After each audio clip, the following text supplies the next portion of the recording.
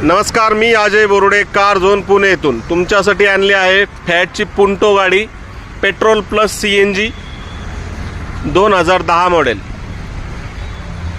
चारी tyre button आहेत गाडीचे। बॉडी लाईनला एकदम क्लीन अशी गाडी आहे। 2010 मॉडेल आहे, थर्ड ओनर गाडी आहे। टॉप मॉडेल, ॲक्टिव्ह मॉडेल आहे, सेकंड टॉप आहे, सॉरी।